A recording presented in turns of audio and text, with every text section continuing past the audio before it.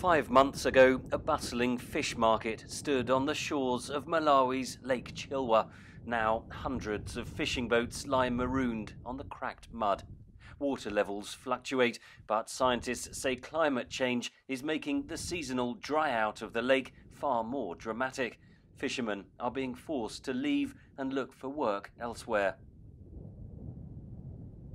Climate change contributes to the current recessions that we are experiencing, because you can see that in 2012 there was a recession where the lake lost about 80% of its water.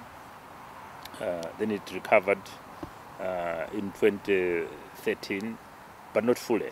So since then, every year we've been experiencing these recessions.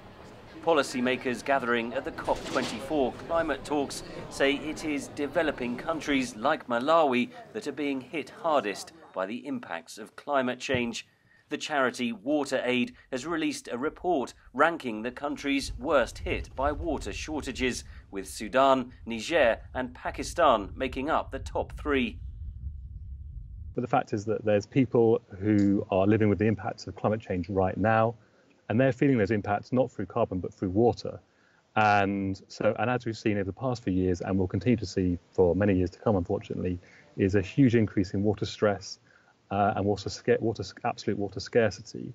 Richer nations have pledged $100 billion a year for poorer nations to deal with the consequences of climate change, but Water Aid says they are failing to deliver. Scientists say emissions of carbon dioxide would have to be reduced by 45% by 2030 to have any hope of keeping global warming below 1.5 degrees Celsius, the target agreed in the Paris climate deal. But the number of coal-fired power stations, the most polluting form of energy generation, is growing.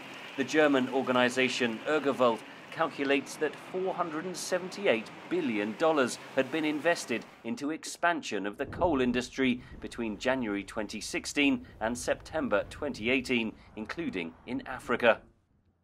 14 African countries now, the first coal plants are being developed. It's completely crazy. Economies that could just be leapfrogging to a renewable energy economy that instead are having, largely by foreign companies, having coal plants being pushed on them as a solution to energy.